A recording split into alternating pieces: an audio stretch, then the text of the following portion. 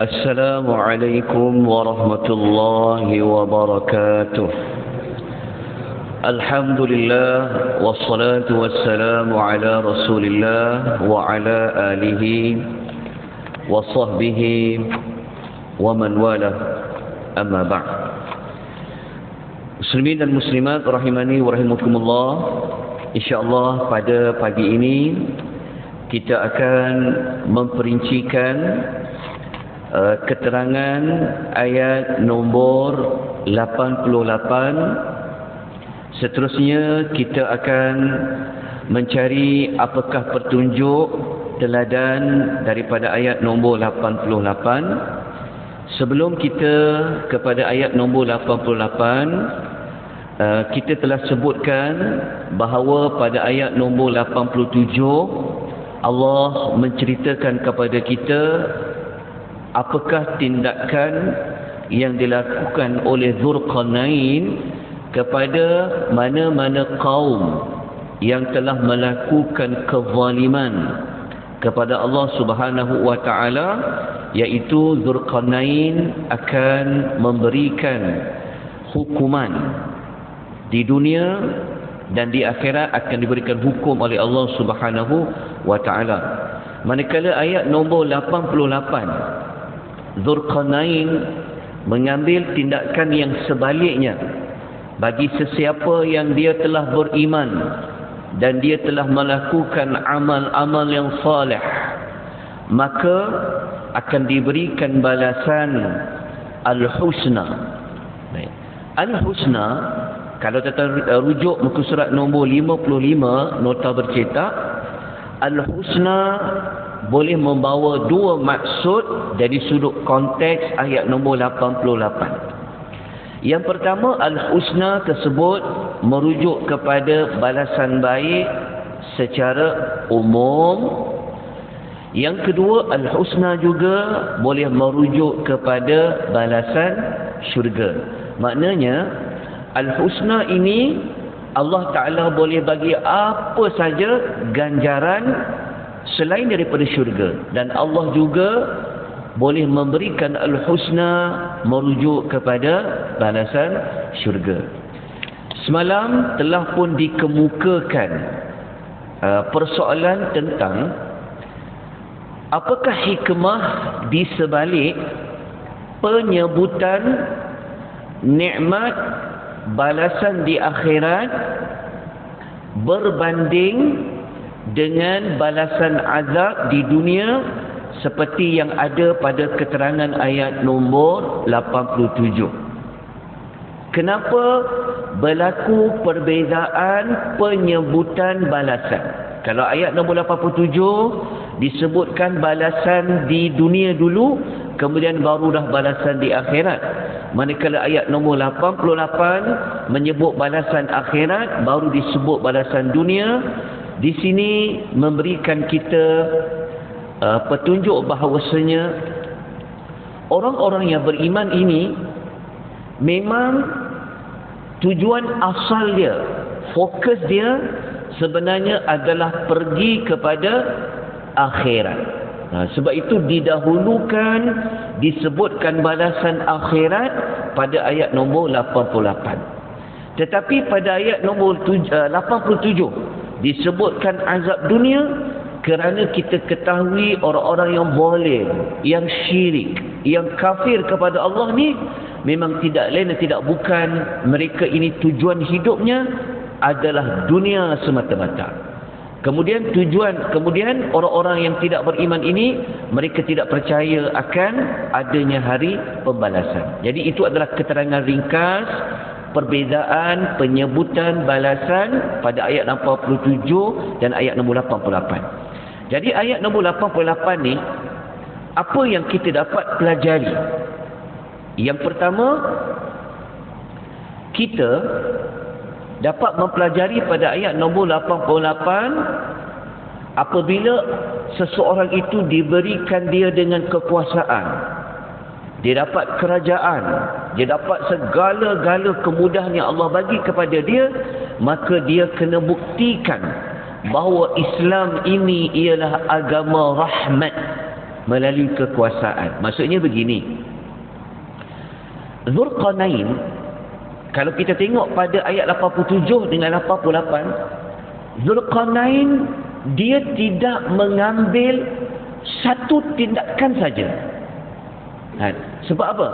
Sebabnya begini, kalau kita merujuk dalam suratul Naml ayat 34, muka surat 379, bagaimana Ratu Sabah. Kalau tuan-tuan pernah dengar kisah Nabi Sulaiman yang dia telah memerintahkan Ratu Sabah supaya datang ke istana dia. Dan kita tahu Nabi Sulaiman alaihissalam mempunyai tentera daripada mana?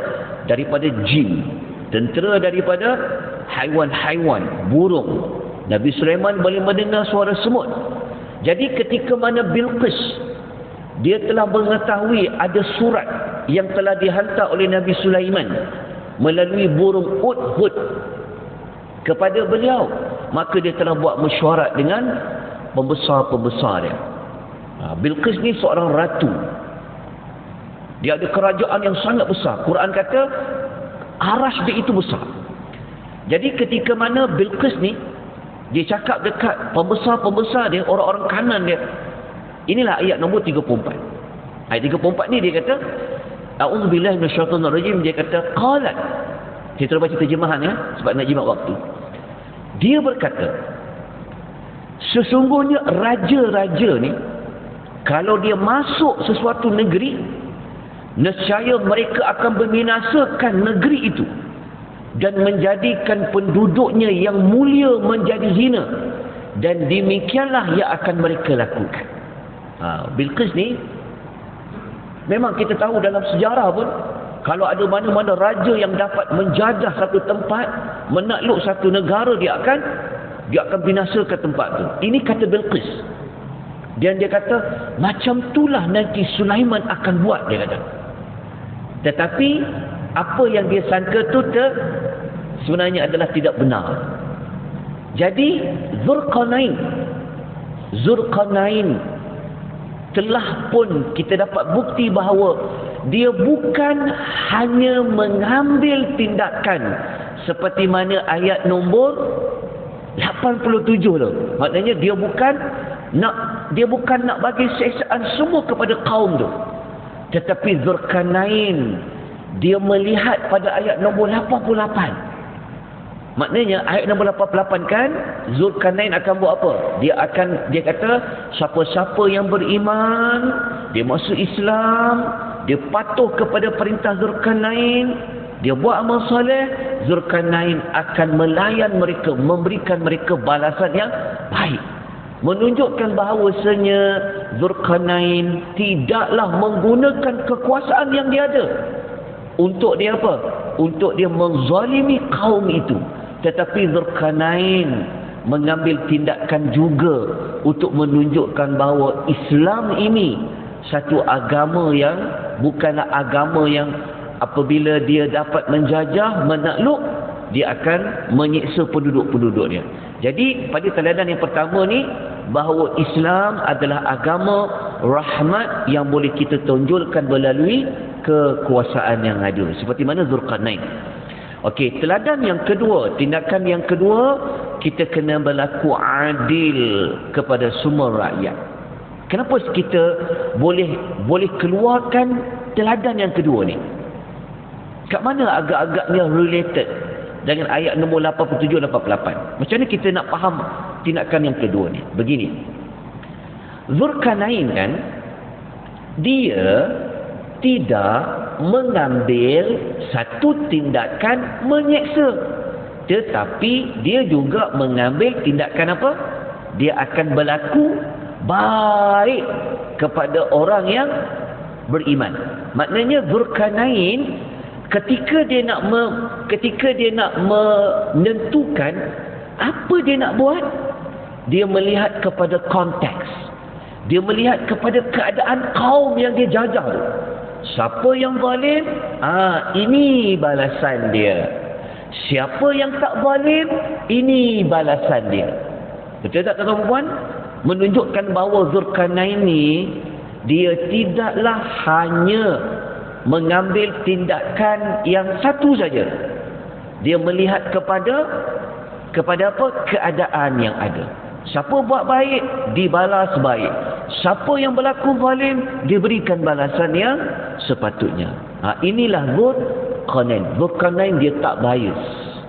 Sebab biasanya kalau raja, kalau pemerintah, dia ada kuasa yang besar, kan? Siapa yang baik dengan dia, mungkin selamat kalau dia zalim. Siapa yang tak baik dengan dia, mungkin dia akan ambil tindakan. Zulkarnain tidak. Zulkarnain, kalau kita baca ayat 87 tadi, siapa zalim, nu'adzibuhu, diberikan siksaan. Siapa yang beriman, siapa yang beramal soleh, diberikan balasan baik. Ini menunjukkan keadilan yang ditunjukkan oleh Zulkarnain. Walaupun kita belajar sebelum ni, pada ayat waktu kita belajar pada ayat nombor ayat nombor 86. Kalau kita ingat pada ayat nombor 86, Allah Subhanahu wa taala kan telah memberikan pada ayat nombor 85. Kejap kita tengok ayat nombor 86 betul. Ayat nombor 86 kalau kita masih ingatkan Zulkarnain, Allah kata apa? Zulkarnain, terserah kepada engkau. Engkau nak azab ke? Engkau nak siksa ke? Engkau nak melakukan kebaikan? Betul tak? Maknanya Zulkarnain dapat kuasa yang penuh, total, mutlak pada dia. Tetapi Zulkarnain orang yang saleh, orang yang beriman, maka dia berlaku adil kepada kaum tu. Dia berlaku adil maksudnya dia melihat kepada apakah reaksi kaum itu. Dia tidak mengambil satu tindakan. Bagi dia mudah je. Siapa zalim, seksa. Siapa beriman, bagi balasan baik. Jadi daripada kisah itu, maka kita kena berlaku adil kepada semua rakyat. Ini saya nukilkan beberapa ayat dan hadis menjadi sokongan.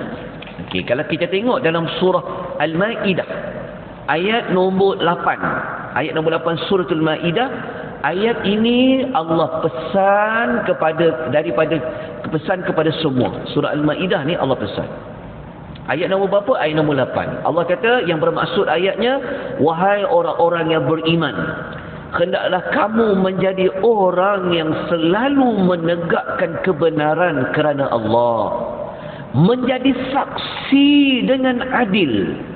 Jangan sekali-kali kebencian kamu kepada satu kaum mendorong kamu untuk tidak berlaku adil.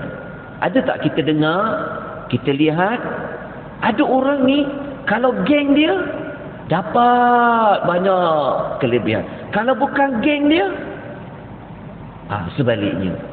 Ayat ni Allah bagi tahu lama dah dalam Al-Quranul Karim. Takkan tak jumpa ayat nombor 8.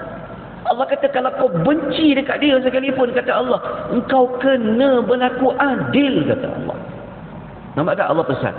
Allah kata berlaku adil lah, kerana adil itu lebih dekat kepada taqwa. Ini Allah pesan di dalam Al-Quranul Karim. Jadi Zulkarnain telah membuktikan dia berlaku adil. Okey.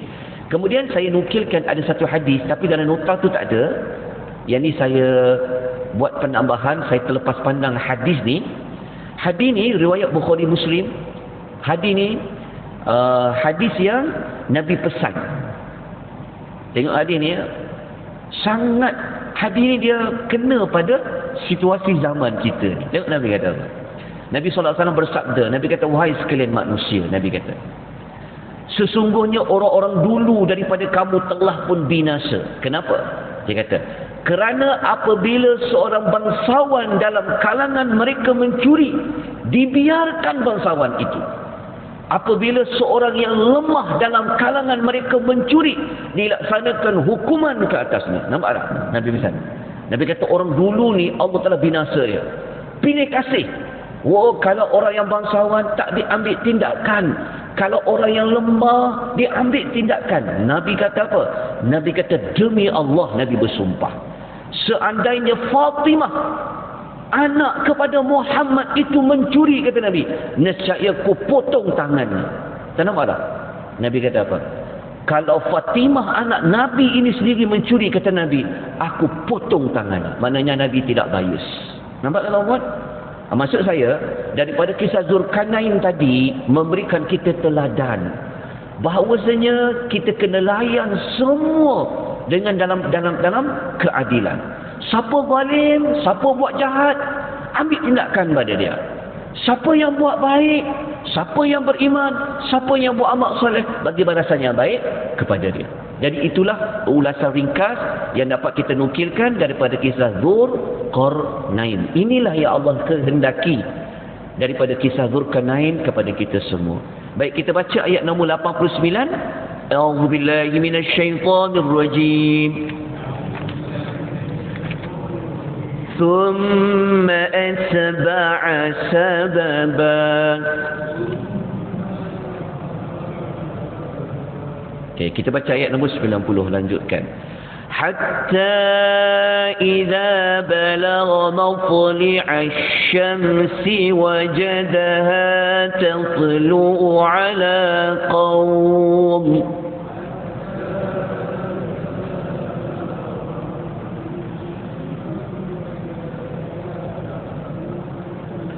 لم نجعل لهم من دونها سترا.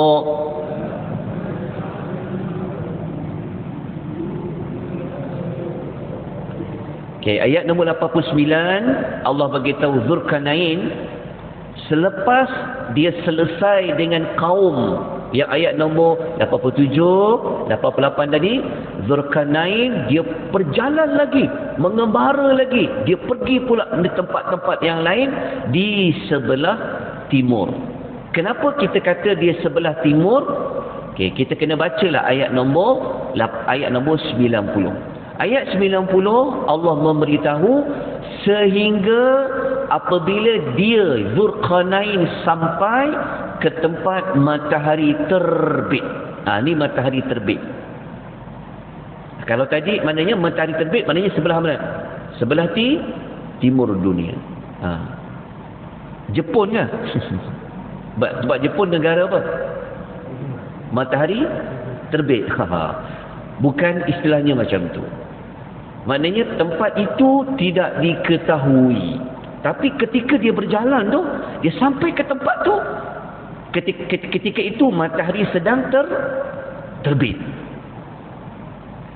Ketika dia sampai dekat situ, dia dapati matahari yang terbit tu telah kena kepada satu kaum yang Allah kata kaum tu kami tidak menjadikan bagi mereka sebarang perlindungan daripada matahari itu. Maknanya ketika Zulkarnain sampai ke tempat tu, ketika tu matahari sedang terbit. Ketika matahari sedang terbit, cahaya matahari itu betul-betul kena kepada kaum manusia yang ada dekat situ.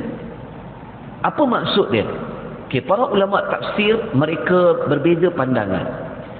Ada yang mengatakan mereka ni tak ada tempat tinggal macam kita. Ada bumbung, ada dinding, ada bangunan yang mengelakkan kita daripada terkena cahaya matahari. Itu pendapat pertama. Pendapat kedua mengatakan bahawa mereka ni memang jenis yang tidak berpakaian. Wallahu a'lam. Adakah mereka ni memang tak ada rumah ke? Memang tempat mereka tinggal tu memang tak ada penghalang daripada cahaya matahari tu, ataupun mereka memang tidak berpakaian. Wallahu ta'ala a'lam bissawab. Kita tak ketahui sebenarnya mereka ni orang macam mana. Ini menunjukkan bahawasanya rupa-rupanya dekat dunia ni ada macam jenis manusia. Hanya orang yang berjalan saja, yang dia menggembara dia akan jumpa. Okey. Cuma Allah tidak menceritakan kepada kita Zulkarnain dia buat apa dekat penduduk kaum ni. Dia buat apa? Allah tidak cerita. Okey, jadi kita terus kepada ayat nombor 91. Ayat 91 kita baca ayatnya. A'udzubillahi minasyaitonirrajim.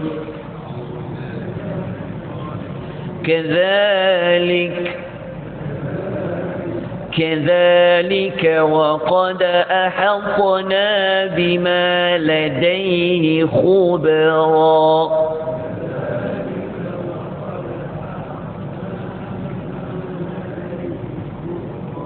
Okey, ayat nombor 91 Allah kata, demikianlah halnya dan sesungguhnya kami tahu secara mendalam akan segala yang ada padanya. Maknanya Allah Ta'ala nak cerita pasal Dzulqarnain. Allah Ta'ala kata, macam itulah keadaan Dzulqarnain, kata Allah. Kami tahu semua, kata Allah, tentang Dzulqarnain. Apa maksud bima ladaihi? Kita tengok dekat nota tu, para ulama kata bima ladaihi ni merujuk kepada Allah mengetahui apakah kelengkapan peperangan Dzulqarnain. Ada yang kata Allah Ta'ala tahu Dzulqarnain ni dia mengembara ke mana, dia dah sampai ke mana, dia jumpa kaum apa. Ada yang mengatakan bahawa Allah tahu segala tindak tanduk Dzulqarnain. Sebab ayat nombor 90 tadi kita tak tahu kan Dzulqarnain ni dia buat tindakan apa. Tapi siapa yang tahu? Allah yang Maha mengetahui. Apa yang Dzulqarnain buat dekat kaum yang ayat nombor 86, 87, 88 tadi, Allah Maha mengetahui. Jadi Allah membuat ringkasannya. Tapi ceritanya tak habis lagi. Kerana nanti kita akan baca pada ayat nombor 92 pada keesokan paginya, dan kita akan kupas sedikit teladan pada ayat nombor 91. Jadi kita berhenti dekat sini kerana waktu kita pun sudah 20 minit. Jadi moga-moga dapat manfaat, dapat sesuatu pada pagi ini untuk dijadikan sebagai panduan hidup. Sampaikan kepada rakan-rakan yang tidak hadir, kita sudahi dengan tasbih kafarah dan surah Al-Asr. Subhanakallahumma wa bihamdika asyhadu an la ilaha illa anta astaghfiruka wa atubu ilaik. Wal 'asr innal insana lafi khusr illa alladhina amanu wa 'amilus shalihat wa tawassaw bil haqq وتواصوا بالصبر. وبالله التوفيق والهداية، والسلام عليكم ورحمة الله وبركاته.